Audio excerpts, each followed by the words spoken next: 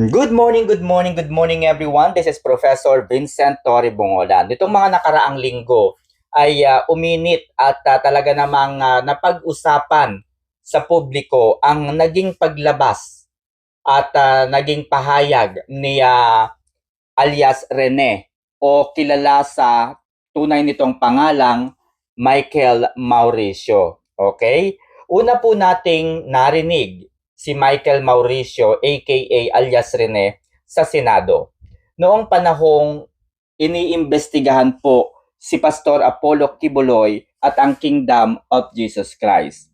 Di umano, ayon kay Senator Risa Hontiveros, ay nakatanggap siya ng isang email mula sa isang nagngangalang alias Rene. At ito na nga po si Michael Mauricio. Okay?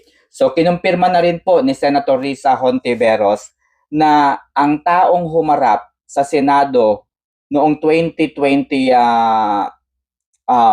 if I were not mistaken, no, ay iisang tao lamang. So si Michael Mauricio at si alias Rene ay iisang tao lamang. Okay? So doon sa naging pahayag ni Michael Mauricio sa Senado, ay idiniin po nito si Pastor Apollo Kibuloy at ang Kingdom of Jesus Christ. Idinamay po sa kanyang mga pahayag si dating Pangulong Rodrigo Roa Duterte at si Vice President Sara Duterte. So sa madaling salita mga kaibigan, ay nakulong si Pastor Apollo Kibuloy at ang assets po ng Kingdom of Jesus Christ, including the assets of the Pastor Apollo Kibuloy, ay naka-freeze. Nadagdagan din po ang mga sinasabing ebidensya na magpapatunay na mayroon ngang krimeng ginawa si dating Pangulong Rodrigo Roa Duterte at siyempre si Vice President Sara Duterte. So this is related to the war on drugs, di umano, na programa po ni former President Duterte. So parang nadamay po itong mga mag-amang ito doon sa investigasyon na isinagawa po, no, ng Senado. Okay? So makalipas ang ilang buwan, no, eto na po ngayon si alias Rene. Bumaligtad at talaga namang itinuro po nito si Senator Risa Hontiveros. Sa kanyang pahayag ay inamin nito na siya ay binayaran ni Senator Risa Hontiveros para magsinungaling noong panahon na iyon. Siya ay tumanggap ng halagang 1 million mula kay Risa Hontiveros. Eto na nga, nang lumabas po itong si Michael Mauricio, galit na galit ang senadora. Gigil na gigil ang senadora. So, at the end of the day, ay nagtungo po siya sa NBI, National Bureau of Investigation, upang paimbestigahan kung sino ang nasa likod ng pagbaligtad ni alias Rene. Ito po ang aking pinupunto mga kaibigan. Bakit ang pinupunteriya ni Senator Risa Hontiveros ay ang tao sa likod ng pagbaligtad ni alias Rene? Sino nga ba ang kumuha kay alias Rene? Sino nga ba ang nag-imbita kay alias Rene para magsalita sa Senado? Hindi ba't ikaw, Senator Risa Hontiveros?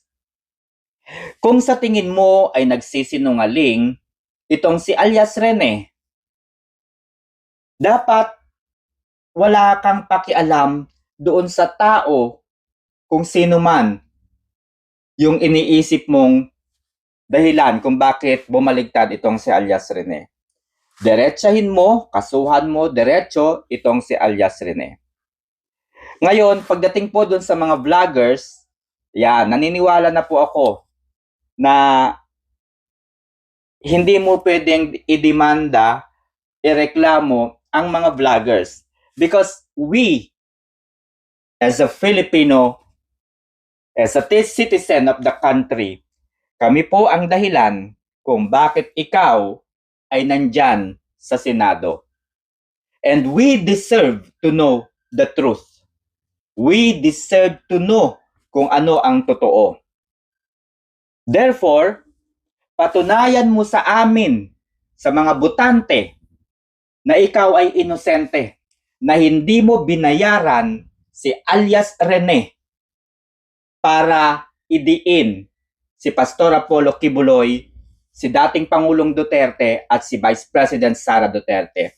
Linisin mo ang iyong pangalan sa pamamagitan ng pagsasampa ng kaso kay alias Rene. Idiretso mo ito sa Regional Trial Court kahit sa Pasay City dahil nandoon po malapit ang opisina ng Senado. Diretso ka na po sa Pasay City Hall. Okay, bakit doon?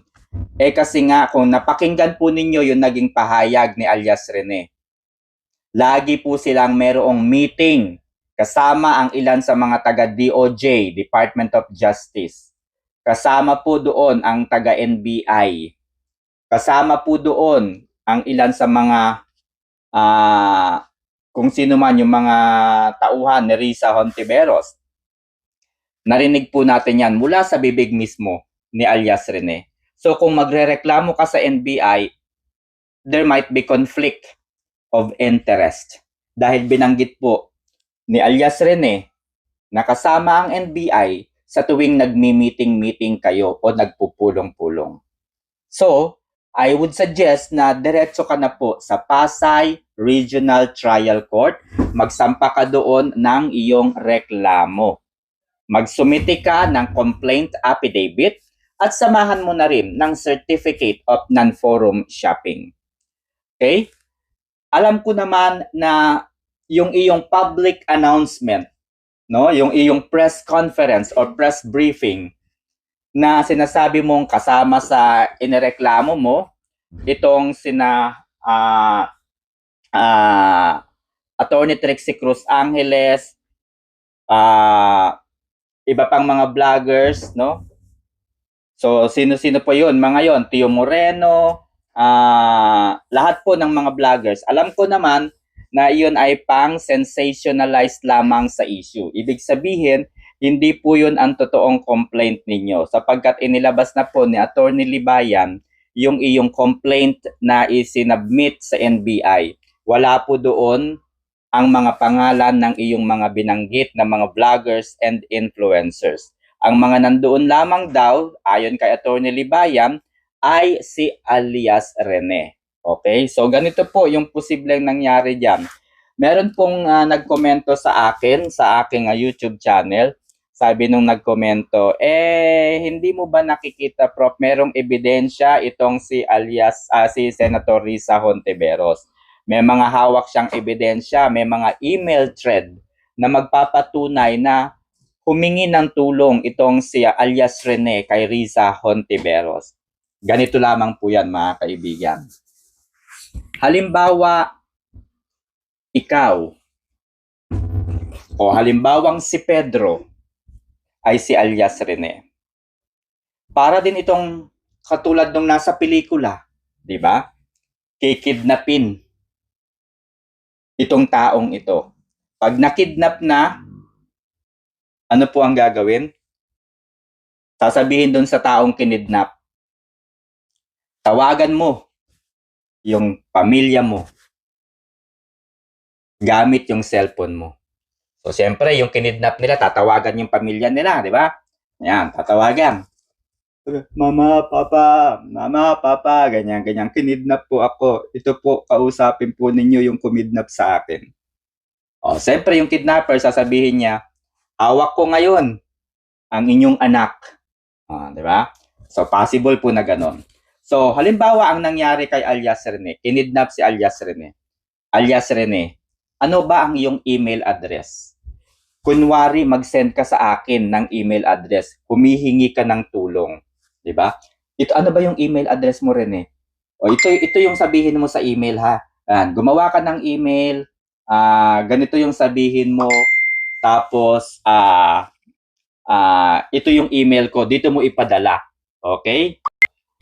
So, ganito po yung sitwasyon. Halimbawa, Ako si Senator Risa Hontiveros at ikaw si alias Rene.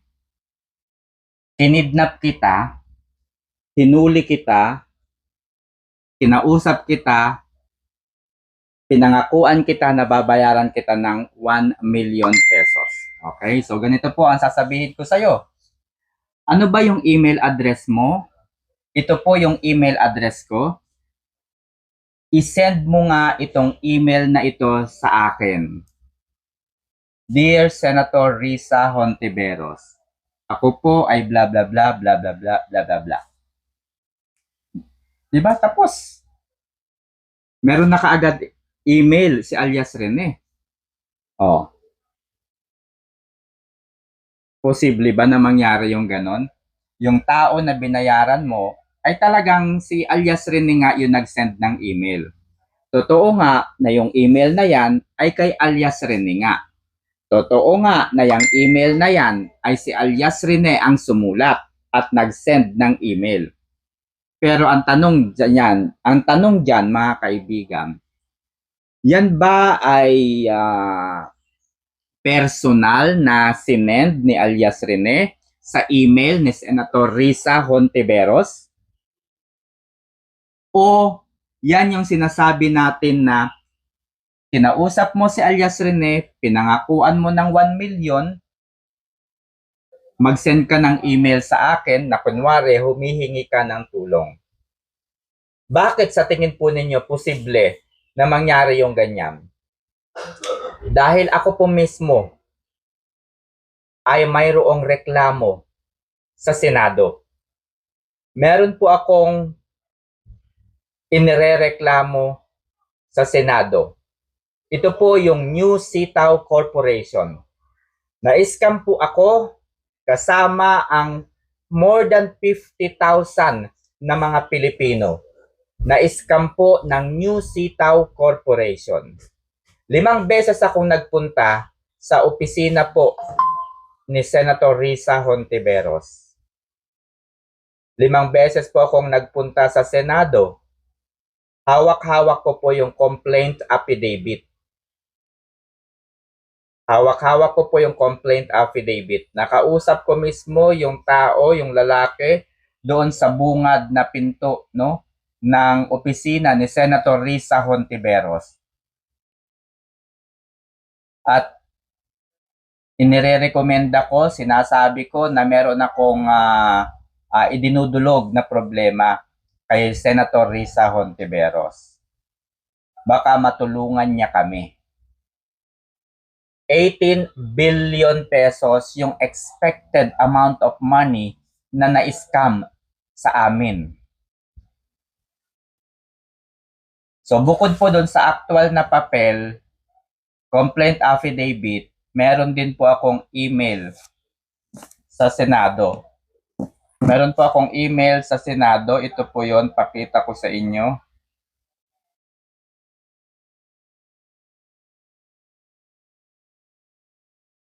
Risa Hontiveros.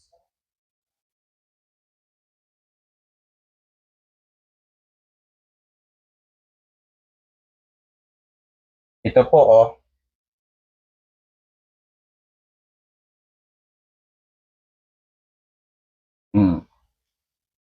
Yung email, Risa, risahq@gmail.com.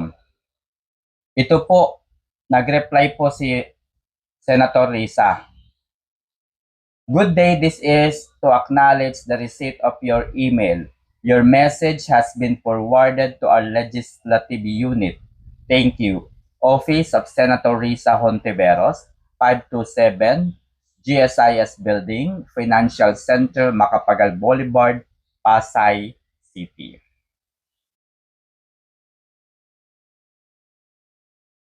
Ito po yung aking email. Dated September 15, 2024. September 15, 2024. Sa email na yan, wala na ako narinig na iba pa mula kay Senator Risa Hontiveros. I don't think an ordinary people like me, like Michael Mauricio or Maurilio or whoever na yan, ay pakikinggan ni Risa Hontiveros. Kasi ako nga, pilay, nakasaklay, PWD. Nagpunta doon sa opisina niya mismo. Kung tutuusin, I am more visible than alias Rene. I am more visible than alias Rene. Dahil sa kalagayan ko. Hindi natin kilala. Hindi kilala ni Senator Risa Hontiveros si alias Rene. At hindi rin ako kilala ni Risa Hontiveros. Pero bakit yung isang ordinaryong tao na humihingi ng tulong ay napakinggan ni Senator Risa Hontiveros? So kung totoo na umaaksyon si Risa Hontiveros sa mga kawawa, maliliit na mga mamamayan, dapat pinakinggan din niya yung email ko. Pinakinggan din niya yung reklamo ko. Kaso hindi niya pinakinggan yung reklamo ko.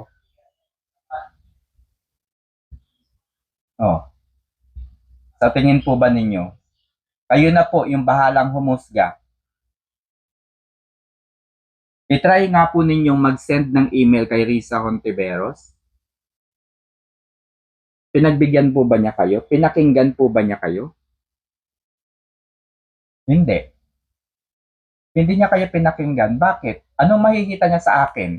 Anong makikita niya sa inyo? Wala. Anong makikita niya kay alias Rene? Meron. Bakit?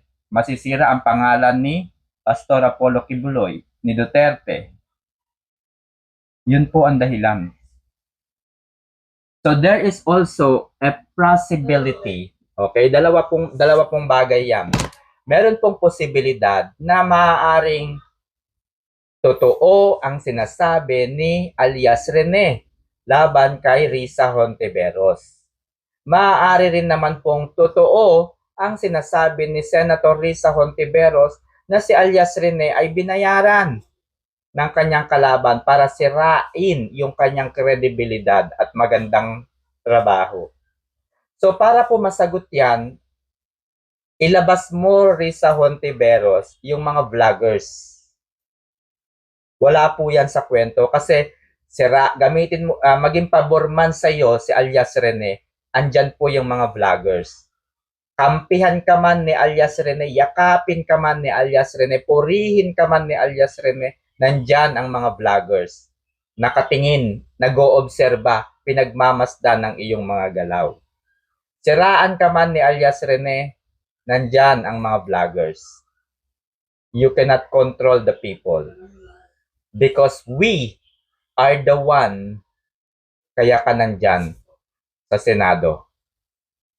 So, dapat ang gawin mo, kayong dalawa ni alias Rene, ang mag-usap. Gamitin mo rin ang Senado para pag-usapan. Magsagawa ka ng legislative hearing. Anyway, matanong lang kita, nung inimbitahan mo si alias Rene sa Senado, during the legislative hearing, anong batas ang iyong naipanukala? Yan po kasi ang dapat mong pag-isipan. Nagsasagawa kayo dyan ng legislative hearing dahil meron kayong naiisip na balangkasin. Ano ba ang panukalang batas na naisipan mo, naisulat mo kung bakit mo inimbitahan at pinaharap sa publiko si alias Rene? So yun lamang at sana matuldukan na po ito, mga kaibigan.